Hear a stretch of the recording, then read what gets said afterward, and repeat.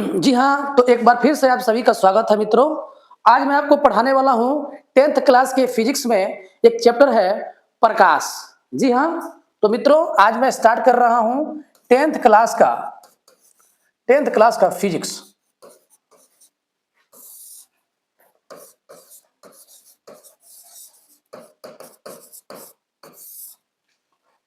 मित्रों फिजिक्स जिसको हम लोग कहते हैं भौतिकी। भौतिकी भौतिकी भौतिकी में सबसे पहले मित्रों क्वेश्चन है कि प्रकाश क्या है। प्रकाश क्या है?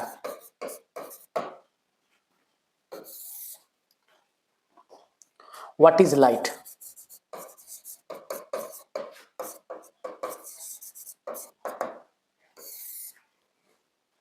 मैं एक क्लास की तरह जो है पढ़ाने वाला हूं और मैं बताऊंगा कि प्रकाश क्या है। मित्रों प्रकाश एक माध्यम है जिसके द्वारा हम किसी वस्तु को देखते हैं।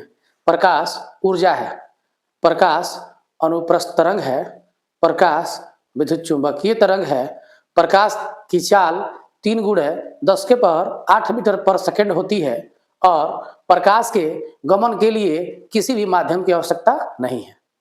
ठीक है, अब मैं आप लोग को लिखने के लिए बता रहा हूं जिस तरह कोचिंग में पढ़ाया जाता है। तो एक टॉपिक है प्रकाश। प्रकाश का इंग्लिश लाइट होता है और मैं बता रहा हूं, आप लिख सकते हैं। कॉपी पेन उठा के और बैठ जाना है और मैं पढ़ा रहा हूं, आप लिख सकते हैं।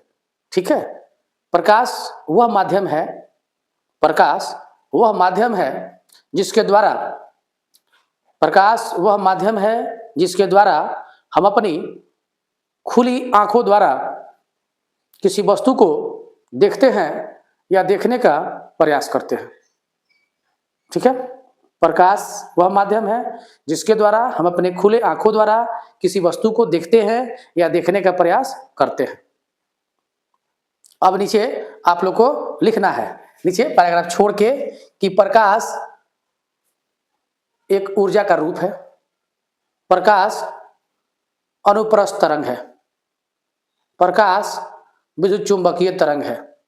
इसकी चाल 3 गुणे 10 के पावर 8 मीटर पर सेकंड, या इसको लिख सकते हैं कि 3 लाख किलोमीटर, 3 लाख किलोमीटर प्रति सेकंड।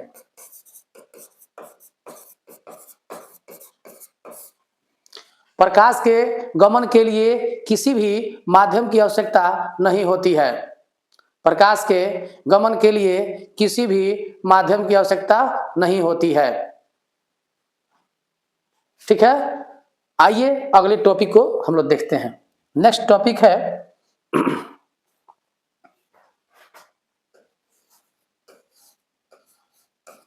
दीप्त पिंड। दीप्त पिंड luminous object, luminous object, luminous object. लिख लिए टॉपिक दीप्त पिंड। लिखेंगे इसमें वे पिंड जो स्वयं प्रकाश वे पिंड जो प्रकाश उत्पन्न करते हैं, वे पिंड जो प्रकाश उत्पन्न करते हैं, वे पिंड जो प्रकाश उत्पन्न करते हैं उसे दीप्त पिंड कहते हैं। वे पिंड जो प्रकाश उत्पन्न करते हैं दीप्त पिंड कहते हैं।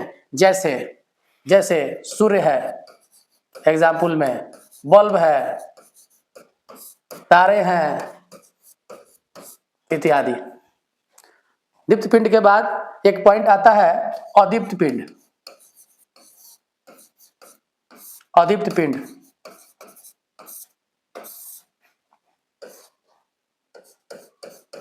Non luminous object.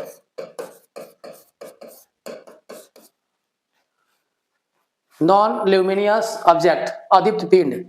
इसमें लिखना है आपको, बोले वे पिंड जो प्रकाश उत्पन्न नहीं करते हैं, वे पिंड जो प्रकाश उत्पन्न नहीं करते हैं उसे अदीप्त पिंड कहते हैं। वे पिंड जो प्रकाश उत्पन्न नहीं करते हैं उसे अदीप्त पिंड कहते हैं। जैसे में क्या होगा, एग्जाम्पल में लकड़ी प्रकाश उत्पन्न नहीं करता है, पत्थर इत्यादि, और बहुत सारे एग्जाम्पल हैं। लकड़ी, टेबल, कुर्सी, ये सब प्रकाश उत्पन्न नहीं करते हैं। ठीक है। इसके बाद एक पॉइंट है,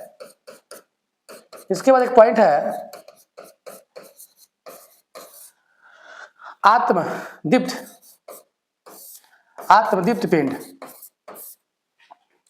इंग्लिश होगा ऑटो ल्यूमिनियस ऑब्जेक्ट। मित्रों, इसमें आपको लिखना है कि वे पिंड ऑटो ल्यूमिनियस ऑब्जेक्ट, आत्मदीप्त पिंड, वे पिंड जो स्वयं प्रकाश उत्पन्न करते हैं उसे आत्मदीप्त पिंड कहते हैं। वे पिंड जो स्वयं प्रकाश उत्पन्न करते हैं उसे आत्मदीप्त पिंड कहते हैं। वे पिंड जो स्वयं प्रकाश उत्पन्न करते हैं उसे आत्मदीप्त पिंड कहते हैं।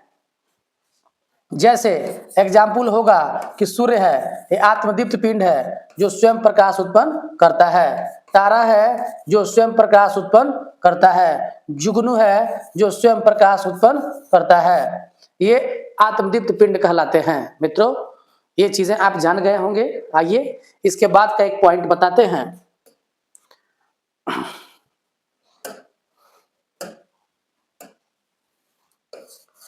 ये पॉइंट है पारदर्शी पदार्थ। इंग्लिश होगा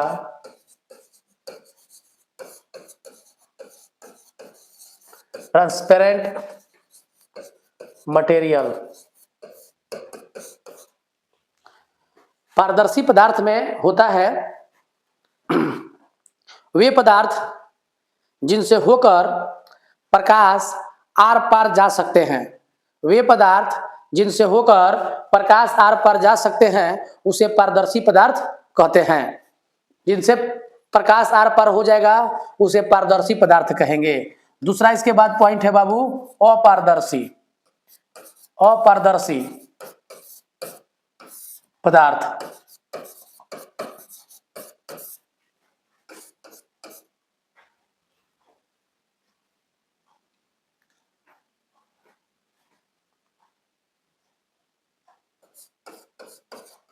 ओपाक्यू,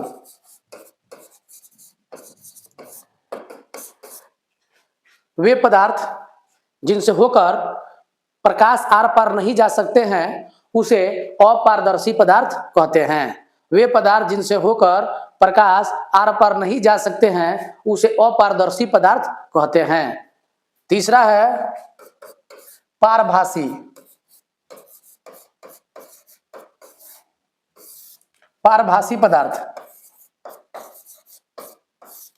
क्या होगा, ट्रांसलूसेंट।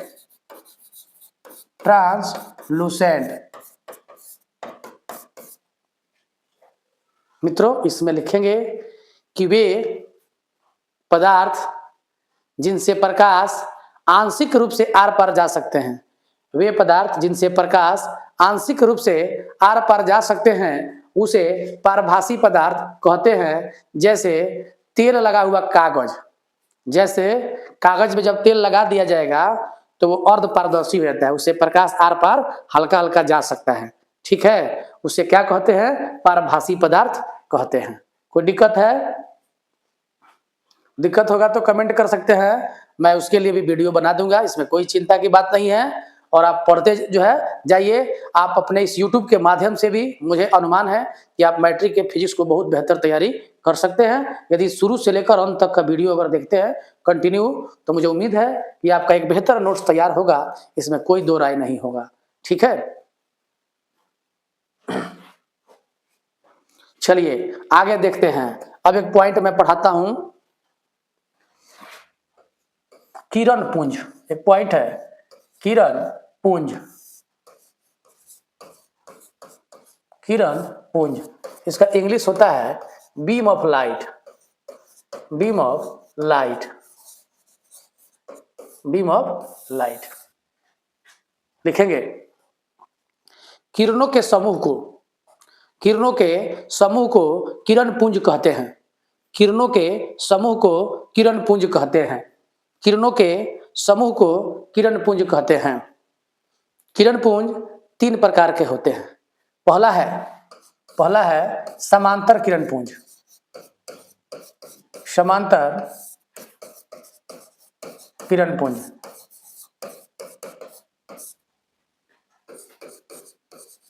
इंग्लिश होगा parallel beam of light.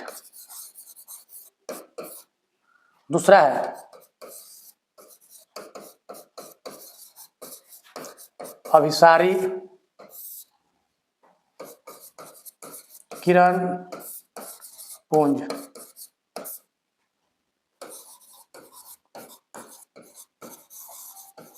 Convergent beam. तीसरा है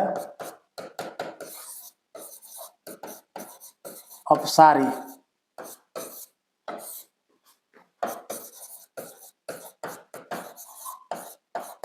किरण पुंज। इसके लिए होगा डाइवर्जेंट बीम। मित्रों, किरण पुंज, किरणों के समूह को क्या कहते हैं? किरण पुंज। और उसमें जो किरणों का समूह पैरेलल होगा उसको समानांतर किरण पुंज कहा जाएगा, और जो किरणों का समूह जो आकर एक बिंदु पर मिलेगा उसे अभिसारी किरण पुंज कहा जाएगा, और किरणों का समूह जो एक बिंदु से फैलेगा उसे अपसारी किरण पुंज कहा जाएगा। तो मैं आपको बता दूं कि अगले जो है वीडियो में हम लोग समानांतर किरण पुंज, अभिसारी किरण पुंज और अपसारी किरण पुंज देखेंगे। तब तक के लिए धन्यवाद।